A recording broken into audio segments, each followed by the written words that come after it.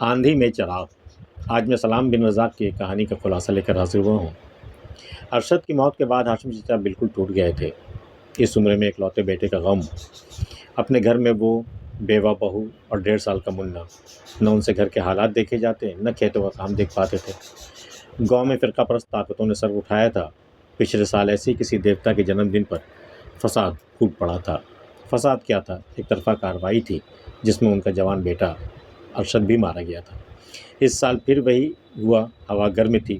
ایسے میں اگر کوئی ان کے گھر اور کھیتوں پر قبضہ کر لے تو وہ کیا کر سکیں گے؟ بارہا انہوں نے صحیفہ کو سمجھانے منانے کی کوشش کی تھی کہ وہ دوسرا نکاح کر کے اپنی زندگی پھر سے شروع کرے۔ کب تک اس کے بیٹے کا سوگ مناتی رہے گی؟ اگر انہیں کچھ ہو گیا تو اکیلی عورت کیا کرے گی؟ کہاں جائے گی؟ لیکن ہر بار وہ منع کر دیتی، کہتی وہ انہیں چھوڑ کر کہیں نہیں جائے گی۔ ماں باپ تو رہے نہیں، جس کی خاطر وہ اس گھر میں آئی تھی وہ بھی نہیں رہے۔ اب وہی ان کے ماں باپ سب کچھ ہیں، ایسے میں وہ انہیں چھوڑ کر نہیں جا سکتی۔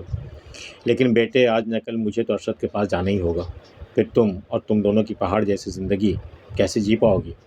نکاح کر لو، تمہیں ایک مرد کا ساتھ مل جائے گا، اور منع کو باپ کا پیار اور اس کی شفقت بھی، اور پھر اس کی پرورش اور پڑھائی کی ذمہ داری آخر کون اٹھائے گا؟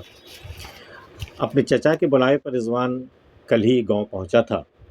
پچھلے سال بھی وہ ارشد کو مٹی دینے آیا تھا اور اپنے بھائی اور دوست کی جدائی پر آنسو بہا کر گیا تھا۔ بیٹے، میں نے فیصلہ کیا ہے کہ اپنے کھیت بیچ دوں گا۔ 5 لاکھ میں سودا ہوا ہے۔ یہ سارے روپے میں صحیفہ اور منع کے نام کر دوں گا۔ تو پھر آپ کا گزارا کیسے ہوگا؟ اللہ مالک ہے بیٹے، کوئی نہ کوئی سبیل نکل ہی آئے گی۔ اور دوسری اہم بات جو مجھے کہنی ہے وہ یہ، تم صحیفہ سے نکاح کر لو۔ کیا؟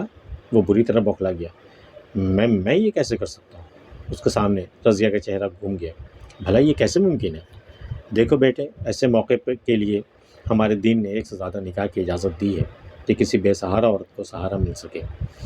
میں دین کی بات نہیں کر رہا ہوں چچا، آپ نے رضیہ کے بارے میں بھی سوچا ہوگا۔ میں سب سوچ سمجھ کر ہی بات کر رہا ہوں۔ رضیہ گرم مزاج کی بچی ہے، لیکن وہ تعلیم یافتہ اور سلجھی ہوئی بھی ہے۔ مجھے یقین ہے اگر تم نے یہ معاملہ صحیح طریقے سے اس کے سامنے رکھا تو اسے بھی اعتراض نہیں ہوگا، اور پھر اس کی مرضی کے بغیر وہاں صحیفہ کا گزارا بھی تو ممکن نہیں ہے۔ لیکن آپ تو کہہ رہے تھے کہ وہ دوسرے نکاح کو ہرگز تیار نہیں ہے، پھر وہ کیسے راضی ہوگی؟ بیٹے، یہ بات یہ ہے کہ ایک روز کیا میرے جی میں آئی کہ میں نے اسے پھر سمجھانے کی کوشش کی۔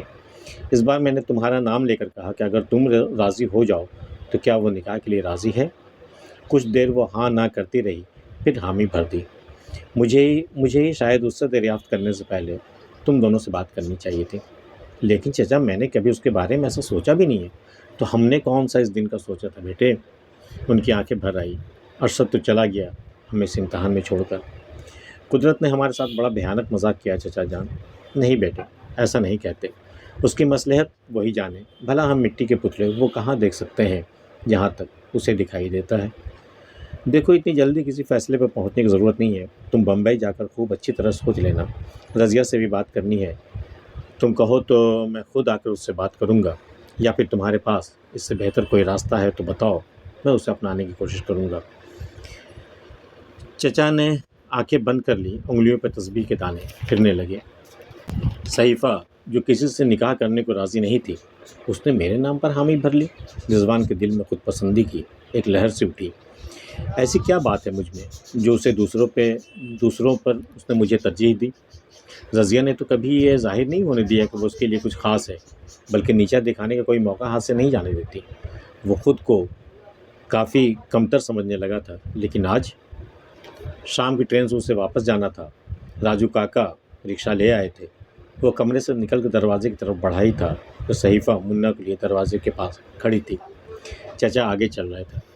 سب سامان رکھ لی نا بیٹے؟ کچھ بھولے تو نہیں نا؟ وہاں جا کر ضرور خط لکھنا، ہمیں تمہارے خط کا انتظار رہے گا۔ جی چچا جان۔ اب کب آئیے گا؟ صحیفہ نے آہستگی سے پوچھا۔ اس کا جی چاہا وہ اسے گلے لگا کر کہہ دے، اب آ کر تمہیں لے جاؤں گا، منع کو بھی ہمیشہ کے لیے۔ لیکن اس کے سینے میں کوئی پھانس سی تھی جو وہ کہہ نہیں سکا۔ جلدی ہی آؤں گا، وہ اتنا ہی کہہ سکا۔ رضوان کو واپسی کا سفر بڑا بھاری لگ رہا تھا جیسے اسے کوئی واپس بلا رہا ہے۔ چچا جان کا بڑھاپا، ایک اکیلی بیوہ، اس کا بے سہارا بیٹا، وہ لوگ کیسے جی پائیں گے؟ کیا ان کے تئیں اس کی کوئی ذمہ داری نہیں ہے؟ مجھے چچا کی بات مان لینی چاہیے، جو ہوگا دیکھا جائے گا۔ اس کے سامنے صحیفہ کا مرجھایا ہوا چہرہ گھوم گیا، جس پر ایک پل کو کوئی چمک سی آئی تھی۔ جیسے جیسے رکشہ اسٹیشن کی طرف بڑھ رہا تھا، ویسے ویسے صحیفہ کے چہرے پر رضیہ کا چہرہ امپوز ہو رہا تھا، غصے سے تمتمایا ہوا۔ پھر صحیفہ کا چہرہ، پھر رضیہ۔ وہ کسی فیصلے پر نہیں پہنچ پا رہا تھا۔ اچانک اسے لگا جیسے وہ رونا چاہ رہا اور آنسوؤں کا ایک سیلاب اس کی پلکوں کی طرف بڑھتا چلا آ رہا۔ سلام بن رزاق کے ہیں کہ یہ کہانی آپ کو کیسی لگی ہمیں بتائیے گا۔ آج کی ویڈیو میں اتنا ہی، ملتے ہیں پھر کسی اگلی ویڈیو میں، تب تک کے لیے اللہ حافظ۔